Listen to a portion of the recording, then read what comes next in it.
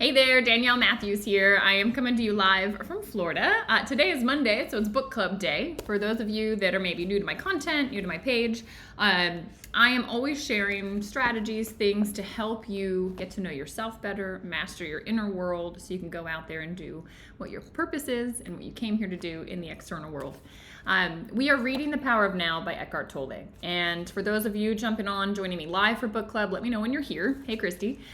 So that I know when we can get started officially.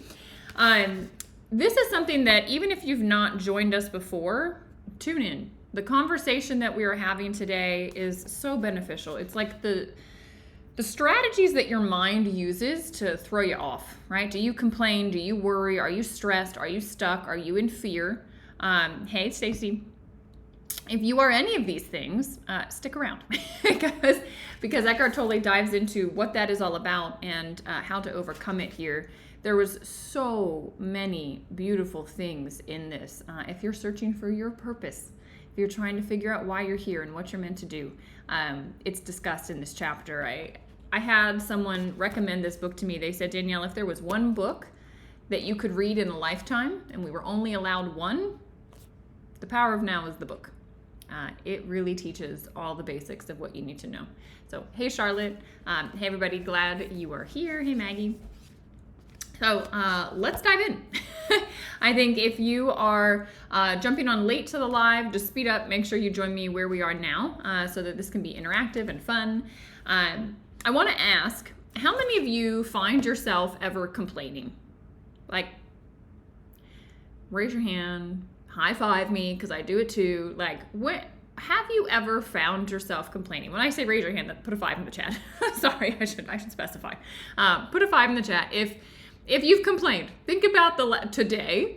Think about over the weekend. Think about the last week of your life. Have you complained? Yeah. Okay. We got some honest people on here. Yes. Yes. Yes. Like, it's amazing how many times we catch ourselves in this. And this is what he calls ordinary unconsciousness. This is where like all of us in society are pretty much like operating from. It's the space of the mind. Okay, now, hey Fritz, hey Juliet, hey Lou, hey Lynn, hey Mom. So he says, look, see if you can catch yourself complaining in either speech or thought about a situation that you find yourself in.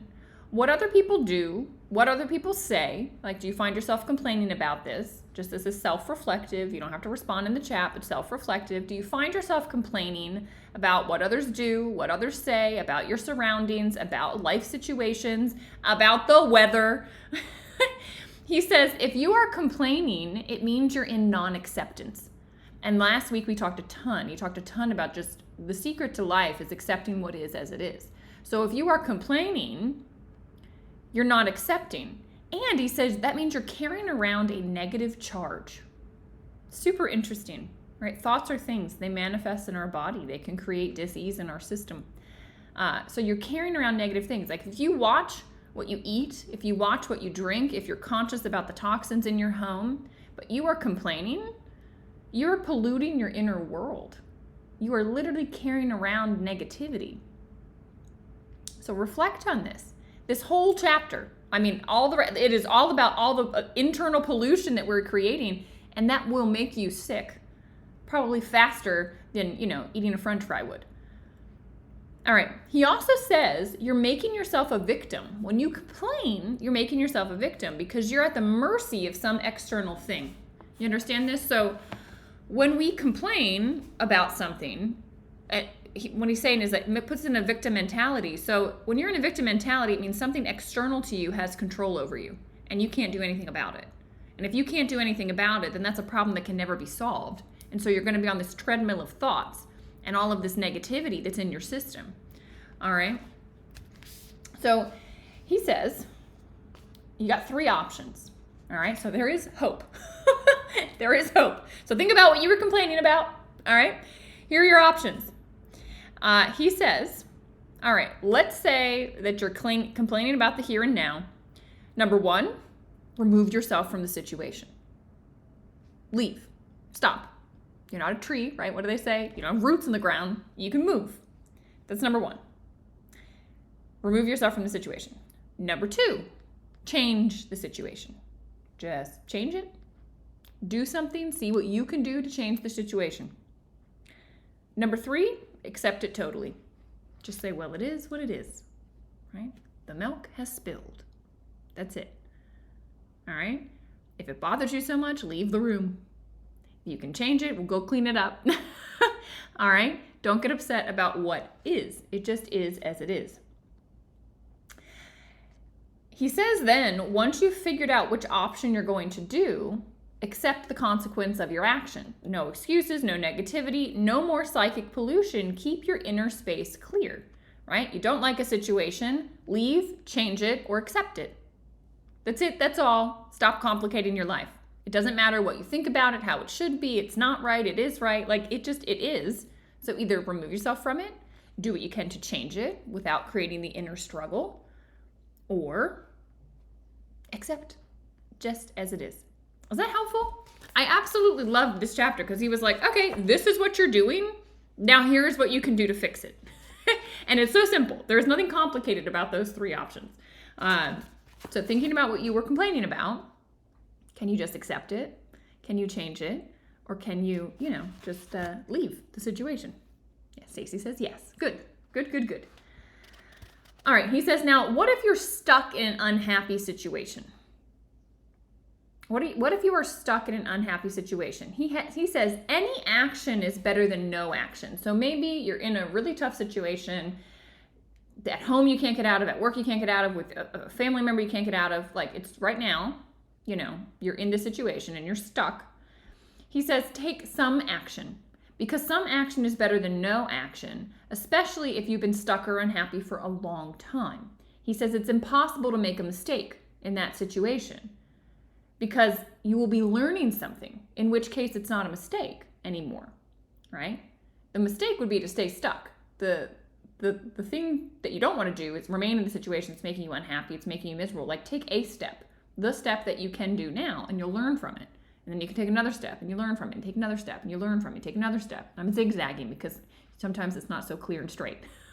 All right? And he says, now what if fear has the handle on you? Put a 1 in the chat if like your biggest enemy is fear. Stuff in your mind that just makes you too scared to move. Oh, I feel like I have a bug crawling on me. Anyone? No fear? You gotta have fear. Stacy has fear. Okay, we got one brave one saying that she's got fear in her life. Yeah, I would challenge you. If you're not saying you have fear, well, why aren't you doing the things that you need to do to have the life you want to have? I guarantee there's some level of fear. Here it is. Okay, there we go. Shelly's got it. She's on it. All right, so what he says is, number 1, acknowledge the fear. Number 2, watch it. Number 3, take your attention into it. Number 4, be fully present with it.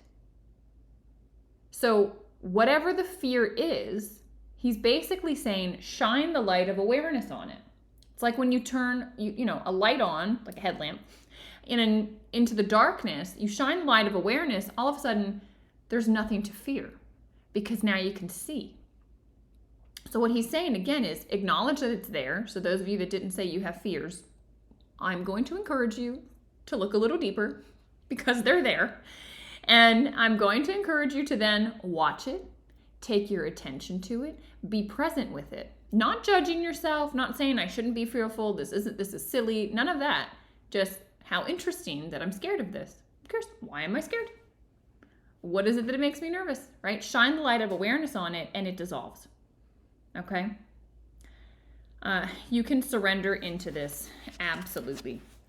On page 69, he kind of like paragraph by paragraph. Did you guys see what he was doing? Like he was talking to us about all the different strategies our mind uses to get us away from the present moment.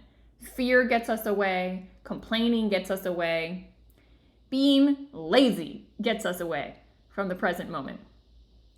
Being lazy does it. So he says, look, if you should be doing something, get up and do it now.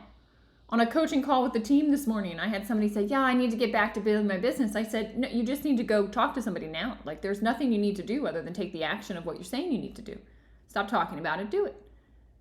right? Get into motion, get into activity. He says, otherwise, embrace your laziness fully and allow yourself to just be in it, go through that lazy period and come out of it. Just make sure there's no inner conflict. Like everything that he's teaching us, talking about, is getting rid of the inner conflict. All right? Are you stressed out? I thought this was one of the best quotes. He says, if you're stressed, it's because being here and you're wanting to be there. Basically, you're in the present moment now, but you're wanting to be in the future. And he said that this split literally tears you apart inside. So think about something you're stressed out about. Someone tell me something they're stressed about right now. Put it in the chat. What are you stressed about? Are you stressed about something that's going on with a child? Are you stressed about something going on with your work? Are you stressed about finances? Are you stressed about a relationship? Like, think about, guys, this is a reflective day. The chat's quieter than normal because I'm asking deeper questions. So think about something that you have stress around. I'm giving a presentation in a couple of days. And last night, it hit me that it was a couple days away. And I got a little bit of stress in my system, right? There was a little bit of me stressing out. Why? Because I wasn't right here. I was there, thinking about on stage, what was coming out of my mouth, whatever. And I got stressed out because I wasn't in the present moment. All right? I was wanting to be in the future. I was thinking about the future, and it got me stressed in the present. Okay, Lou says getting her business off the ground is stressing her out. Why? Because she's wanting to be in the future. She's wanting it to already be done. We got to be in the here and now. What step can I take now? What can I do now to address that? He says, if you have to, you can move fast. You can work fast. You can even run without projecting yourself into the future. This isn't about not achieving goals, not getting out there, not being on the stage, not building a business, right? It is about, look, go quickly, run at your goal, get after it, but don't resist the present moment. Don't resist the fact that right now you don't have the money, that right now you don't have the business. Don't resist the fact that right now your family doesn't have its health. Do everything that you can do in the present moment and trust the journey. Trust how it's unfolding. Trust the timing. He says, as you move, as you work, as you run, do it totally. Enjoy the flow of energy. That is the high energy of the moment. Then you're no longer stressed. You're no longer splitting yourself in two. Well, I want to be here, but there, but I'm here, right? I want to be in Texas with everybody, but I'm here with my family, right, Christy? Be there fully, be there totally. And he says, or just drop the whole thing. You don't need to stress out about getting there. Just be so totally present. Go sit on a bench for a moment. But he says, if you go sit on that bench, your mind might start saying, you should be working. You're wasting your time. And if it starts saying that, he says, observe it and just smile. Right? Because that mind has so much to say. Go do this. Okay, I need a break. Well, now I'm breaking. No, I should be working. Like, it is the stress that is created in the mind. Who has this happened to? Like, that you take a break and all of a sudden your mind is like, oh, but you should be doing this and you should be doing that and da-da-da-da-da-da-da. You can't sit down. Your business isn't off the ground. You don't have the money. Your so-and-so needs you. Yeah. Right? Look at what you're doing to yourself. You're beating yourself up on the inside. You're creating so much stress up here. Everyone's waving. Everyone's like, yeah, I'm doing this. I know this chapter, the whole thing, I was like, oh my God, he's like nailing humanity, right? And don't judge yourself for this. This is just the human journey, And Christy's saying, yeah, like I want my family's health to be different than it is, but now I'm realizing it's important to just be in the moment with them, right? Trust the journey of that soul. See how it's intertwined with yours. You can choose to stay present and accept what is. You can choose to change it if you can, or you can choose to leave if it's not right for you. All right. Man, he asked a lot of really good questions. So we're just gonna, again, honesty time in the chat. Self-reflective time. So put a 1. Does the past take up a great deal of your attention? Put a 1. Does the past take up a lot of your attention? Think about your day. Does the past come up a lot? Do you frequently talk and think about it, either positively or negatively? Right? I know, sometimes I reflect back on like wonderful things that have happened in my life. Yeah, I see some ones coming in. Do you think about the great things you've achieved, the adventures you've been on, the experiences you've had? right? All the vacations you've been on. Or are you thinking more of your victim story, the dreadful things that have happened, or God forbid, the things that you did to somebody else? Put a 1 if you're like recognizing yourself in here. Are your thought processes creating guilt, pride, resentment, anger, regret, or self-pity? He says, if so, because living in the past often does that, he says you're accelerating your body's aging process. Because you've accumulated the past in your psyche. And that stress is causing the body to age. Do y'all see this? Have you maybe seen this in someone? I can think of people in my life that their mind is so in the past and, ruminating over things that didn't go the way they wanted, et cetera, and it has literally brought this dysfunction into their mind. Anger, regret, self-pity, resentment, pride, guilt. Marie says, that's me. And now you're taking away your longevity, guys. All right? It's poison. It is poison to have these thoughts in your mind. Let them go. Let them go. All right? I mean, the whole thing that all of this is like bring awareness to it. Don't judge yourself for it. You shine the light of awareness on it. It's gone. And you go, oh yeah. Rule number 6, don't take myself so seriously, right? Charlotte says, I like this. Good. These are the secrets. I mean, this is the secret to life. Like he's telling you how you're dysfunctional and he's telling you how to fix it. So everything is in these pages. The next thing, worrying. I'll put a 2 in the chat if you worry. Right, if you're a parent, I think you're like programmed to worry. I'm not a parent. I guess I am to my dog and I worry about him. But like, put a 2 in the chat if you worry about things. Worrying about not having enough money. Worrying about the health. Worrying about, finances. Worrying about whatever it might be. The kids, the husband, the whatever. The wife. Yeah, we worry. Do you know what he says? Worrying is having too many what if thoughts. Well, what if this happens? And what if that happens? And what if this happens? And then, oh my God, but what if? And he says it's a phantom problem. It is a phantom problem. You're identified with your mind, which is projecting itself into some imaginary future. And because it's imaginary, because it's a phantom, you can't actually do anything about it. So you literally cannot cope with the situation because the situation doesn't exist. And so worrying, you've just got to stop. All you need to do is just acknowledge the present moment. The minute you find yourself worrying, excuse me, just bring yourself into the present and go, find the color blue. I mean, literally, just bring yourself into the present moment so much that you're like, okay, what is around me right now? And then you're back. All right, then you're back. And you can, acknowledge the fact of like, oh yeah, my mind was taking me down some rabbit hole that's not helpful. He says the answer is to just trust, all right? In every situation, know that you have the strength, know that you will pull on right action, know that you will pull the resources that you need, the resources that you have, and you will be able to do what you need to do now and in the moment. Not before, stop worrying, not after, because that doesn't exist, in the moment. He says, learn to trust yourself. When you learn to trust yourself, worrying is just null and void. Why would you be worried? You're so capable. You're connected to the divine. Like, nothing can go wrong.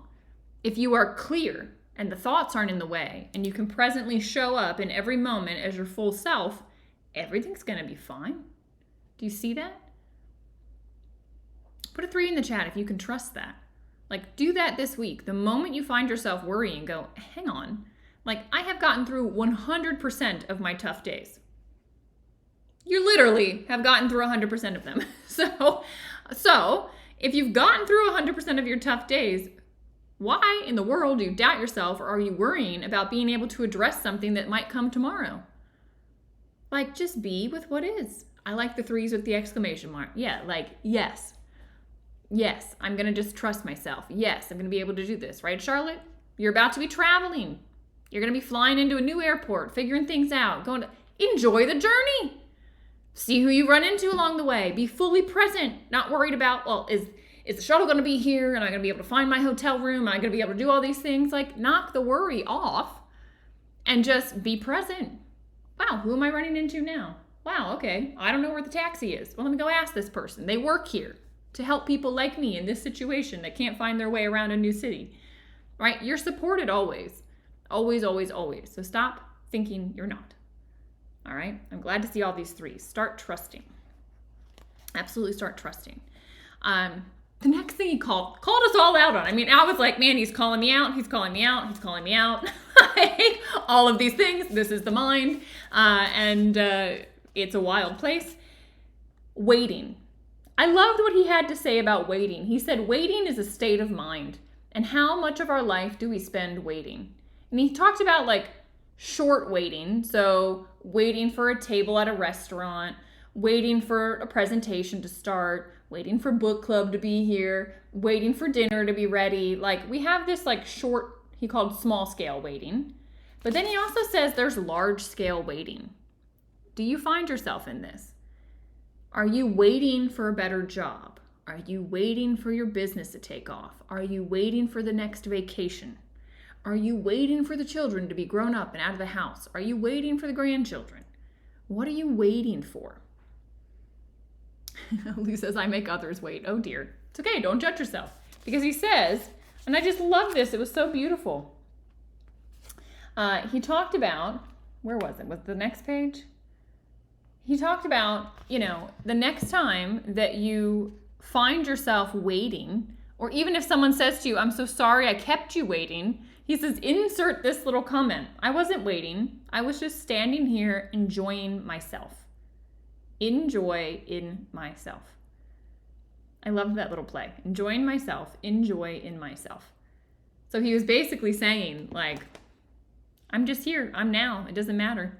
I go and I take my neighbor to the gym every single day, Guru Dev. Some day, I'm always on it, but some days he's done earlier. He never calls me and says, let's go earlier. He just will sit outside. And I'm like, oh, I wish you had told me. I would have been here sooner. And he's like, I don't mind. Waiting doesn't bother me. I was enjoying the sun. I was watching the bird. I was enjoying the breeze. I knew you would come when you were ready to be here. Like, talk about a shift in inner peace if we can just be with waiting. Same with prosperity. He says, if you don't have gratitude for the present moment and fullness of life right now, you will never have it in the future. So for those of you saying, well, I need money, I'm stressed about money, you're not going to have it in the future if you keep that energy with you now. All right, you need to feel prosperous now. Prosperity is like the inner stuff. This is what the whole second part of the book was about, and I am running out of time, so we should probably move to that. But he was talking about life's inner purpose and life's outer purpose. The journey of this life is a journey into yourself.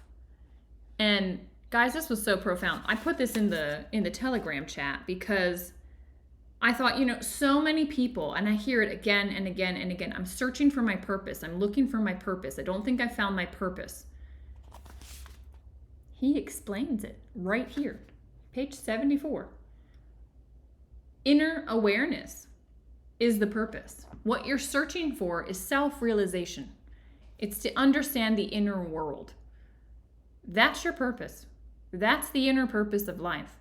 And then once you know that, the rest is a game. The rest is just fun. The rest is a playground for further exploration of yourself, for further manifestation of yourself, right? You got to go through the dark. It's like, I'm like on a weird mirror or something.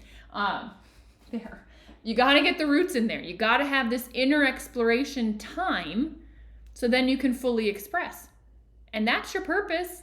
That's it. All right? So he said, I'm going to just read the whole thing because I must have read this 5 times before I sent it to you all. It was so good. He said, it will matter to you. So the question was, does it matter whether we achieve our outer purpose, whether we succeed or fail in the world? How many of you, put a 1 in the chat. Like, I don't think this is just me because I hear it a lot in business and coaching people. This thing of like, I got to achieve my purpose. I've got to make my impact on the world. I've got to. Put a 1 if like you're driven by that or you have some level of that. Most of you are entrepreneurs and I see you going after your own dreams. And are you with me? Am I being clear? How many of you are looking for the purpose and feeling like you will fail if you don't do a certain thing? Okay, there you are. Shelly's with me. Chrissy's with me. Stacy's with me. Okay. What he says, and I think this is so key, this will set you free. It will matter to you, the purpose, as long as you haven't realized your inner purpose. After that, the outer purpose is just a game that you can continue to play simply because you enjoy it. It is also possible to fail completely in your outer purpose, but at the same time totally succeed in your inner purpose. So he's saying, like, it is possible in life to not have all of the wealth and abundance in the external world, but to have it internally. Like, that's totally possible. A lot of people see this in the third world. A lot of people that visit third world countries, they come back and they say, I don't understand how they're so happy. Like, how are they so happy? Well, they're happy because they figured out the inner purpose, the inner world. They're present. They're loving life. They're enjoying connection, family, friends. And then you come to the more developed countries and we think, well, to make it, to have purpose is to make an impact and to accrue all these things. And we've lost that inner purpose, which is why there's a lot of misery.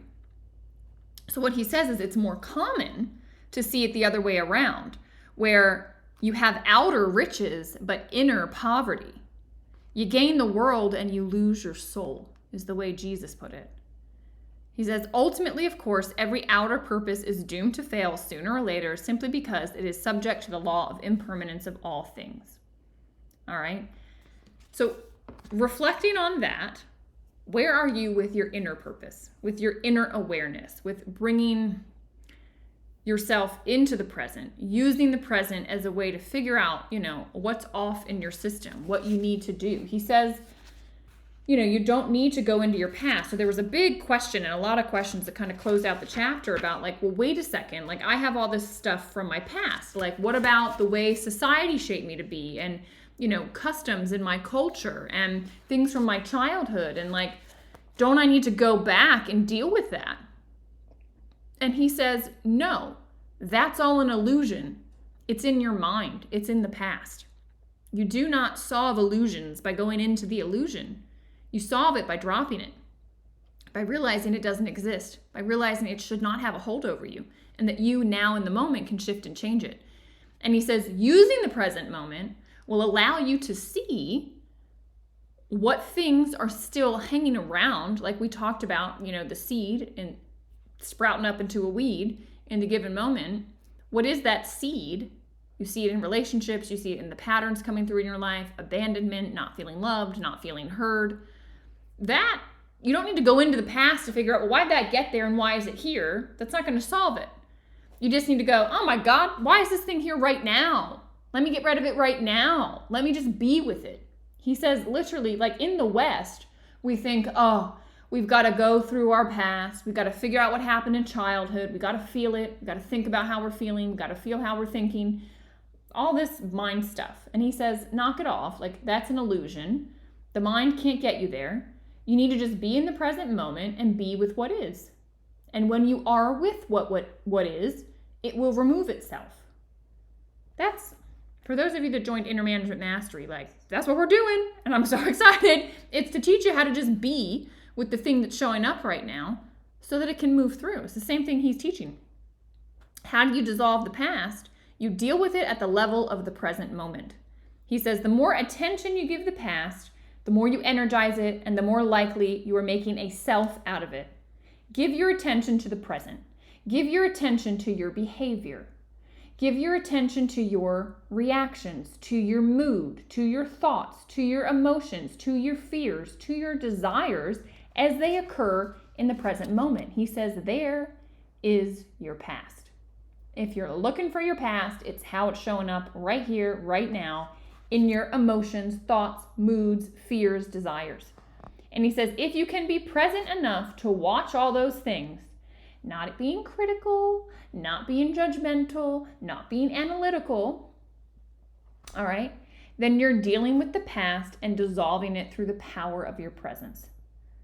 By just shining the light of awareness, right? Turning on the light in the dark room, putting the headlamp directly on it, like look at the fear. And when you do that, it dissolves it. All right. And every time you do that, You break it, you break it, you break it, you break it, and so eventually it just won't come anymore. That's the secret to dealing with your past. What a chapter. I think I say this every week, but I'm like, holy cow. I think I highlighted everything like on this page. So that was chapter 4. Next week, we've got chapter 5. It looks like we can conquer the whole thing in a week. So we will be meeting on Monday of next week. It's my birthday, so we will talk about chapter 5 on my birthday, the state of presence. All right. So I hope that was insightful. Guys, go back to this chapter, reread this, share this on your page, tag a friend, get the awareness about this conversation out there. Do you realize how much this would open people if they can understand how they're creating their own stress, the worry and the fear, all the stuff? Like, this is the human condition. So share this with people, get the information out there. I'm grateful for your energy here. Thank you for joining me today. We'll be back next week, and I'm sending you lots of love between now and then, and looking forward to discussing chapter 4 with all of you.